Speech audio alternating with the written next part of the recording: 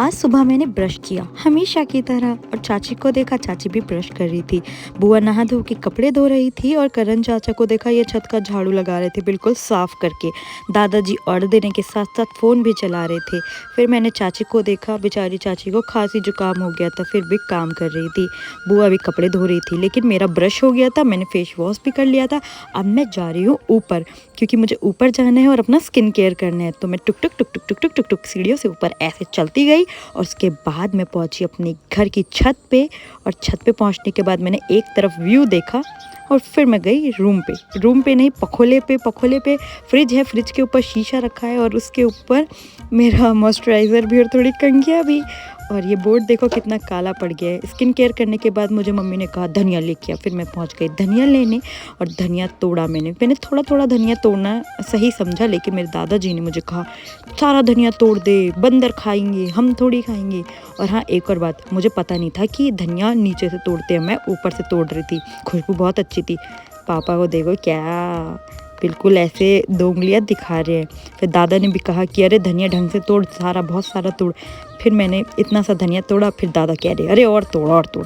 फिर मैं गई, ये था सचिन होरो का वॉशरूम। फिर मैं अपने घर पे पहुंची। अपने घर पे पहुंचने के बाद मम्मी ने मुझे कहा था कि सारा दरवाजे खोल दियो नए घर के। मम्मी और चाची बैठ के चुगली कर रहे थे, पता नहीं किसी की तो चुगली कर रहे होंगे। मम्मी को दादा ने झाड़ू लगाने को भेजा था, लेकिन झाड़ू तो यहीं पड़ा हुआ था। मम्मी झाड़ू नहीं लगा रही थी, मम्मी कर रही थी चुगलियाँ, पता नहीं किसकी चुगलियाँ। फिर मेरी एक नज़र पड़ी सुनती चाची की बकरियों की तरफ। बेचारी बकरी खुद ही घास खाने की कोशिश कर रही है जो इन्होंने रखा हुआ है। फिर मैं घर भाग गई, अपने घर गई तो वहाँ देखा मम्मी और एक बुआ आई थी देहरादून की, इनका नाम मैं भूल रही हूँ। और फिर मैंने चिड़िया को देखा पानी पीते हुए। फिर मेरे मन में ना एक ख्याल आया कि मैं क्यों ना दोबारा वहीं जाऊं। फिर मैं उसी घर की तरफ गई, क्योंकि वहाँ नेटवर्क आता है। और मैंने पता क्या देखा कि ये बकरी खुद पानी पीने की कोशिश कर रही है। पहले ये 2 टांगों पे खड़ी हुई, फिर इसने इससे पानी पिया। देख सकते हो आप यार, खुद ही बेचारी बकरी। फिर चाची दौड़ते आई, कह रही कि अरे चुन्नू तू पानी नहीं पिला सकती क्या? मैंने कहा अरे भाई तुम्हारी बकरी, तुम पिलाओ ना यार। फिर इनको बांध दिया, कहा कि जाओ उनके लिए घास लेके आ। मैं कैसे लेके आ सकती हूँ घास, नन्हे हाथ है मेरे। फिर उसके बाद मुझे इतनी धूप लगी, इतनी कड़ी धूप, कि मैंने अपना शॉल अपने सर पे डाल दिया। फिर मैंने सोचा यार क्या करूँ, करने के लिए कुछ है नहीं। फिर मैं बैठी रही। फिर मैंने एक भैंस की तरफ देखा, ये भैंस एकदम मरखोड़िया है, किसी को नहीं मारती है, सिर्फ मुझे मारती है। फिर मैं अपने घर चले गई, मतलब बड़े वाले घर जाके सब लोग रहते हैं। फिर मम्मी और चाची को देखा, ये दोनों फिर बातें कर रहे थे बर्तन धोते धोते। फिर ये पता नहीं इतनी क्या बातें करते हैं भाई, ये चुपचाप, इन्हें कुछ समझ ही नहीं आता दूसरे बंदे को। फिर मैंने इनको दिखाना सही नहीं समझा, मैंने कहा पता नहीं किसके चुगली कर रहे। फिर बुआ और दादा की तरफ देखा, ये दोनों भी कुछ बात कर रहे थे। ये कह रहे थे कि भगाओ इन्हें, कितनी बातें करते हैं भाई। फिर देख ही सकते हो मेरी मम्मी फिर शुरू हो गई बातें करना। मेरी मम्मी का एकदम इम्पॉर्टेंट सा काम लगता है मुझे, क्योंकि हर जगह खड़े होकर बातें करने लग जाती है।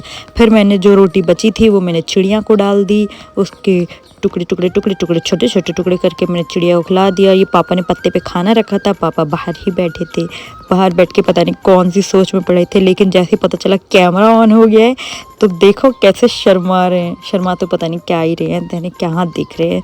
फिर इस गोणी को भगाने की कोशिश की मैंने, लेकिन ये गोणी खुजा रहा है। और अब ये पता है मुझ पे बिलखने के लिए भी आ गया था। अभी देखो मैंने इसे भगाने की कोशिश की, लेकिन मुझे इतना डर लग गया कि मैं पीछे भाग गई। मैंने इसे कहा हुर, और ये ना मुझ पे ऐसे बिलखने आ गया, आप इसकी टांग से देख सकते हो। फिर ये चाचा गोणियों पे पत्थर मार रहे थे, फिर अपनी उसका प्रमाण दे रहे थे कि मैंने एकदम शॉट मारा है, हेड शॉट मारा है बिल्कुल।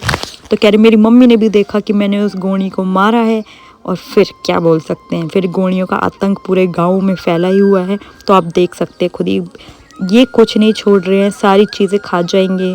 हमने इतनी मेहनत की, लेकिन ये सब ख़त्म कर देंगे हर जगह। इस परूड़ के पीछे भी वो गोणी बैठा हुआ था, आप देख सकते हो यार, खुद ही जूम करके दिखाती हूँ मैं आपको। ये रहा वो गोणी, अगर आप देख सकते हो तो देख लो।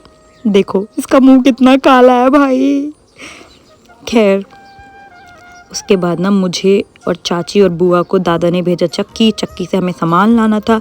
लेकिन रास्ता इतना खतरनाक, ऊपर चढ़ाई वाला। कट्टा था पूरा 30 किलो का, उसमें से आधा कट्टा चाची ने मुझे दिया। मेरी चाची ने कहा तू थोड़ा सा ले जा यार, आज तू बहुत काम करती है। इसलिए मेरी चाची ने उसे दया खाई और मुझे दे दिया थोड़ा सा। फिर ये थोड़ा सा ले जाते जाते मेरी हालत ख़राब हो गई। अब मिलते हैं नेक्स्ट व्लॉग में, बाय।